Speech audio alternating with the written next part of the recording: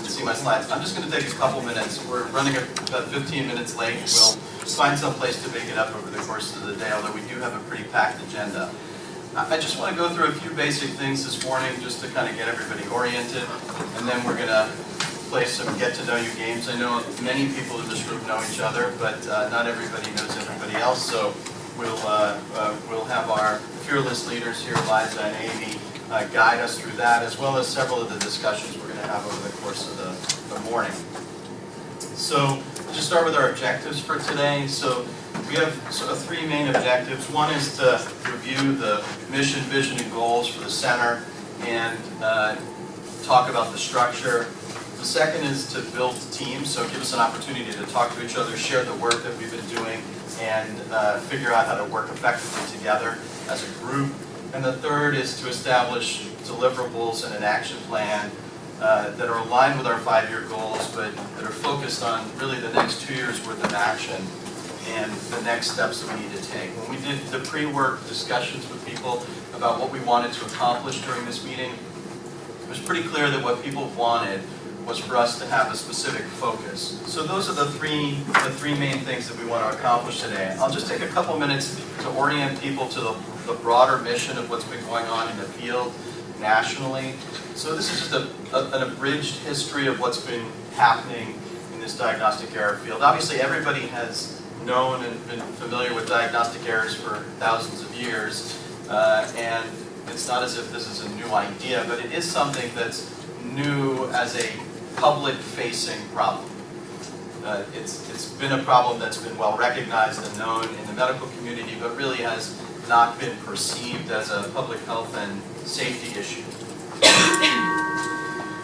So, in 2006, this began with the Naples Roundtable, which was hosted with funding from Paul Mongerson, who was a wealthy businessman who himself was misdiagnosed. He was told he had pancreatic cancer and 6 months to live, and it turned out that he actually had some other illness that wasn't pancreatic cancer.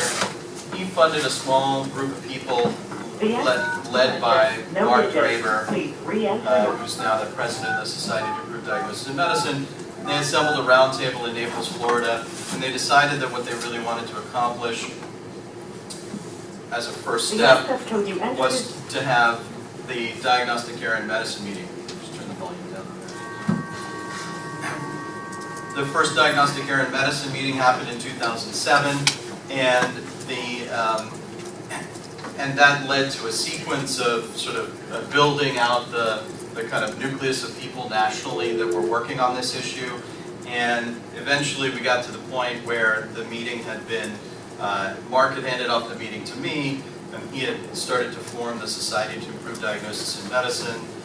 And once that happened, we made our first strategic plan goal for the Society in 2011 to initiate the process of getting an Institute of Medicine report. That was really our primary objective. We knew that that would raise the profile of this issue. And that was really the first key step to sort of broadening out beyond this nucleus of people that were particularly committed and interested in this idea. The National Academy of Medicine, or then Institute of Medicine report, was published in 2015 in September, and that really sparked on a broad national conversation about this that's really ramping up now.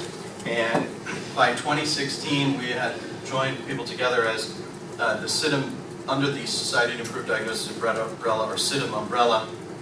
We convened the Coalition to Improve Diagnosis, and I'll show you the members, but it's about 35 organizations, major national stakeholder organizations in the field. And we've already now initiated, as part of the policy committee and as part of one of the coalition's main actions, legislative agendas, moving us towards more greater research funding in this domain. And during that last year, we successfully accomplished funding for the center and the generosity of Mike Armstrong and his wife Ann. So, ongoing in this is the Society to Improve Diagnosis in Medicine's Diagnostic Error in Medicine Conference. This year is October 8th to the 10th in Boston, and I hope everybody can come. The National Academy of Medicine report, I'll just give you these three quotes. I'll talk a little bit later about the specific goals for the Academy report and how they relate to the center's goals. But the delivery of healthcare has proceeded for decades with a blind spot, diagnostic error. Most people will experience at least one diagnostic error in their lifetime, sometimes with devastating consequences. Just by show of hands, how many people have either themselves or a loved one or a friend experienced a diagnostic error?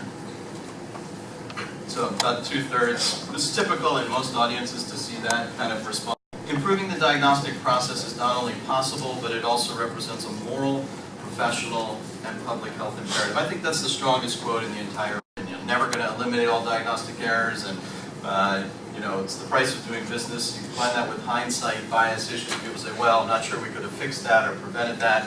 Vanished from our lexicon, and we have to really be the ones out on the vanguard making that point clear.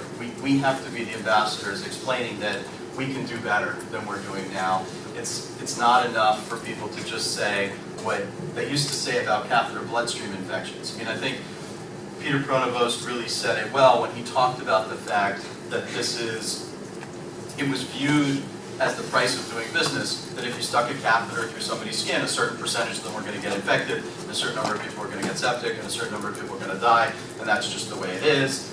And they showed that it doesn't have to be that way. And we need to show that it doesn't have to be that way. So this is a recent list from the coalition, and I think it's probably expanded, but it includes individual organizations like Johns Hopkins Medicine and Kaiser Permanente, Intermountain Health, but it also includes major stakeholder quality organizations, the National Quality Forum, the Agency for Healthcare Research and Quality, other societies, patient safety foundations, etc., around the country, as well as physician organizations, American College of Emergency Physicians, among others. So this is a broad coalition of very important organizations, and every one of these organizations has signed a pledge. And the pledge says three things. One, this is a major public health issue.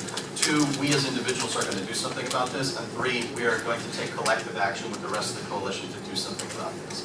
So that pledge is a significant pledge, and it's one that people have taken seriously, and it's one that continues to be driving the field forward.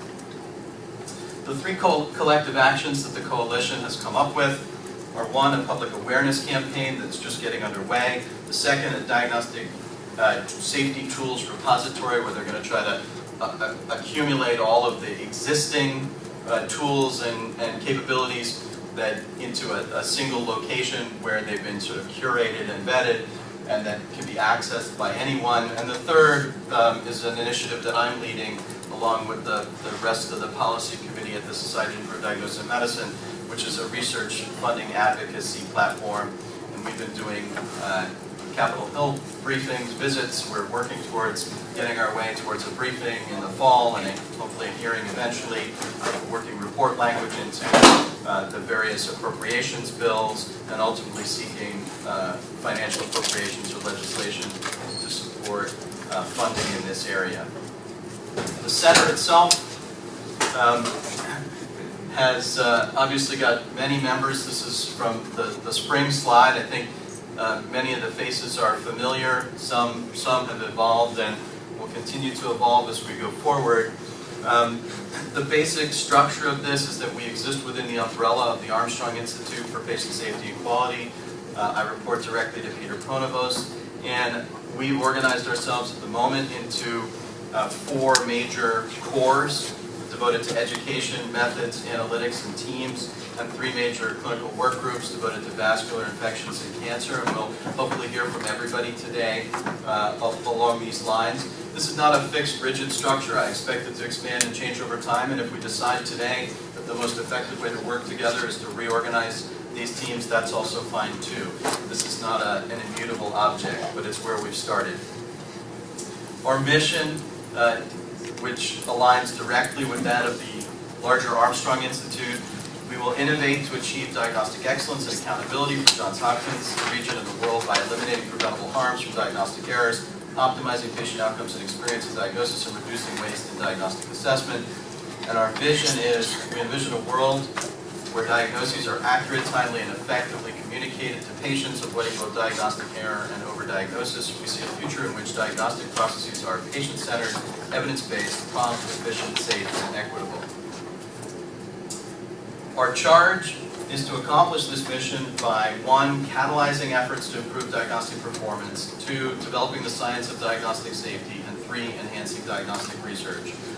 And our team, everybody here, is a transdisciplinary team of experts in diagnostic research, systems engineering, cognitive psychology, patient-centered communication, education, informatics, biostatistics, and health economics. We collaborate effectively to solve important problems that matter to patients and the healthcare system. Our values are the values of the Johns Hopkins Medicine and Armstrong Institute: excellence in discovery, leadership and integrity, diversity and inclusion, respect and collegiality, patient and family-centered care, and transparency. And our core behaviors are those of the Armstrong Institute. I'm humble and curious. I respect, appreciate, and help others. And I'm accountable to continuously improve myself, my organization, and my community. And I hope that we can all embody those as we go forward. So that's all, just a brief introduction. I'm going to turn it over.